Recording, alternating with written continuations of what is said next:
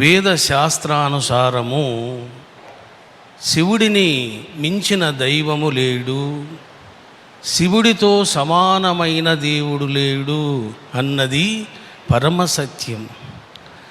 అదేవిధంగా 4 యుగాలు గాలించిన, ముల్లోకాలు వెదకిన షిరిడీ సాయిని మించిన గురువు లేనే లేడు అన్నది పరమసత్యం. విభిన్న మతస్థులు కలిసి మనం జీవిస్తున్నాము. ఎవరి మతాన్ని వాళ్ళు ప్రచారం చేసుకోవచ్చు, ఎవరి మార్గంలో వాళ్ళు సాధన చేసుకోవచ్చు, తప్పు లేదు. కానీ ఒక మతాన్ని ఇంకొక మతం విమర్శించడం, ఒక మతం ఇంకొక మతాన్ని ఖండించడం, ఇది అఫెన్సా కాదా అంటే చట్టరీత్యా అఫెన్స్. సాయిబాబా అవధూత కాదు అంటున్నారు. వజ్రం విలువ వజ్రాల వ్యాపారికి తెలుస్తుందే కానీ వంకాయలు అమ్ముకునే వానికి ఏం తెలుస్తుంది? సాయిబాబా అవధూత కాదు. నేను కూడా చెప్తున్నా, సాయిబాబా అవధూత కాదు, అవధూత శ్రేష్ఠుడు.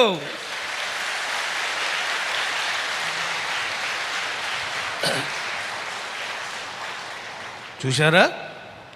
మెహర్ బాబా, తాజుద్దీన్ బాబా, ఎందరో సిద్ధ గురువులు, ఎందరో యోగులు, ఎందరో యతులు, ఎందరో యతీశ్వరులు, చివరికి ఎందరో పీఠాధిపతులు, ఎందరో సన్యాసులు, వీళ్ళందరూ సాయిబాబాని ఏమన్నారు? గురు సామ్రాట్, యోగిరాజా, ఆదినాథ.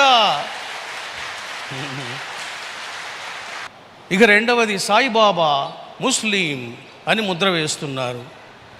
సాయిబాబా ముస్లిం అని సచ్చరిత్రను రచించినటువంటి హేమత్ పంత్ చెప్పాడా? శుద్ధ బ్రాహ్మణుని చెప్పాడు.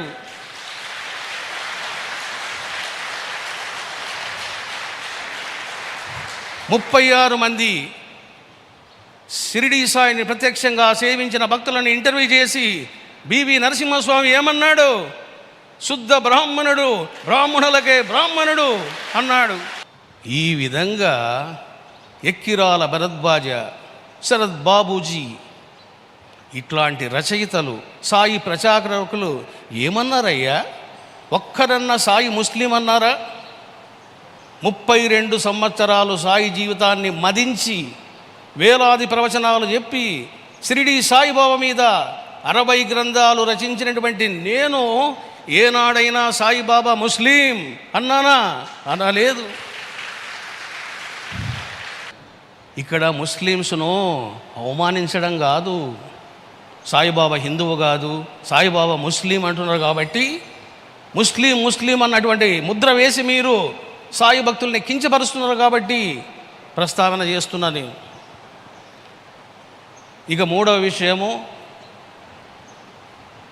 సాయిబాబా శాస్త్ర సిద్ధాంతానికి విరుద్ధంగా ప్రవర్తిస్తున్నాడు. ఇది మూడవ ఆరోపణ. ఏ శాస్త్రం బాబు?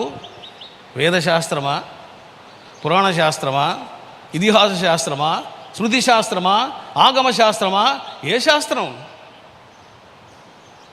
ఒక సిద్ధ మహాగురువు ఉన్నప్పుడు, ఆ గురువులో దమ్మున్నప్పుడు, ఆ గురువు ఏం చెబుతాడో అదే ధర్మం, అదే న్యాయం.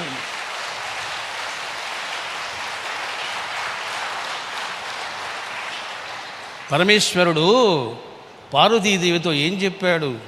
విహాయ శాస్త్రజాలాన్ని గురుమేవ సమాశ్రయేతు అన్నాడు.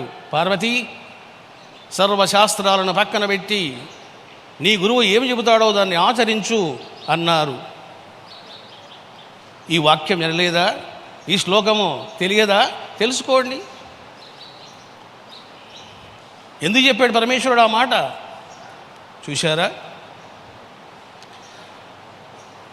కాబట్టి ఒక సిద్ధ గురువు లభించినప్పుడు ఆయన సర్వజ్ఞుడు కాబట్టి, త్రికాలజ్ఞుడు కాబట్టి, భూత భవిష్యత్ వర్తమానాలు తెలిసినవాడు కాబట్టి, సర్వ మనసులకు సాక్షి కాబట్టి, ఏది ధర్మమో, ఏది అధర్మమో, ఏది సులభమో, ఏది కష్టమో అన్నీ బాబాకు తెలుస్తాయి. మనకేం తెలుస్తుంది? మన బుర్ర ఎంత, మన కథ ఎంత? సనాతన ధర్మాన్ని సాయిబాబా భ్రష్టు పట్టిస్తున్నారు. అసలుకు సనాతన ధర్మం అంటే ఏమిటో తెలుసా మీకు? సనాతన అంటే ఎవరు? ఆదిదేవుడు, అనాదిదేవుడు అయినటువంటి పరమశివుడు. ఆ పరమశివుని యొక్క ధర్మాన్ని నువ్వు ఆచరించి శివుడుగా ప్రకాశించడమే సనాతన ధర్మం. చూశారా బాబు, సనాతన ధర్మం అంటే ఏమిటిది? వివేకానంద స్వామి ఏమన్నాడు? సర్వమతాల లక్ష్యమైనటువంటి పరమాత్మను దర్శించడమే సనాతన ధర్మము అన్నాడు.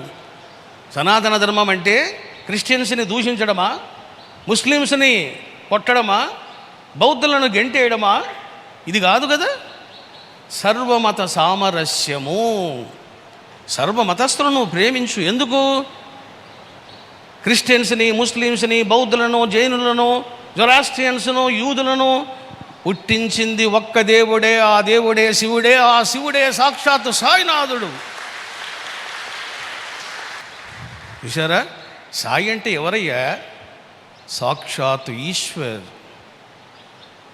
కలియుగ పూర్ణ శివావతారం. మరి దీనికి ఏమిటి నిదర్శనం? మీరు షిరిడీ సమాధి మందిరానికి వెళితే సాయిబాబాకు ముందుగా ఏముంటుంది? నందీశ్వరుడు కొలువై ఉంటాడు. ఈనాడు ఎన్ని సాయి దేవాలయాలు వెలుస్తున్నాయి. ఒకనాడు శివాలయాలు, ఆ తర్వాత రామాలయాలు వీటితో సరి సమానంగా పోటీగా నిలబడి సాయి ఆలయాలు ఈనాడు వెలుస్తున్నాయి. అదే సాయి శక్తికి, వైభవానికి కారణం.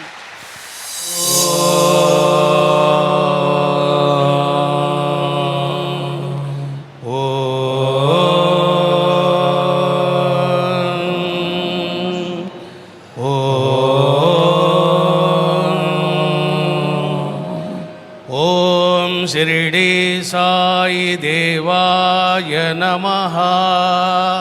శుభం శుభం శుభం జయం విజయం చేయండి.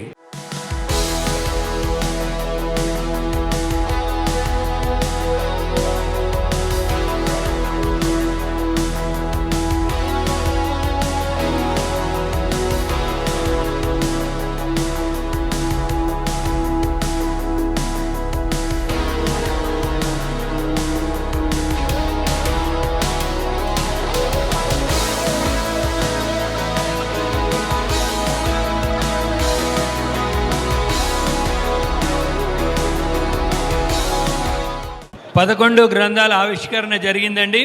తెలుగులో, హిందీ, ఆంగ్లము, తమిళము, అస్సామీ, బెంగాలీ,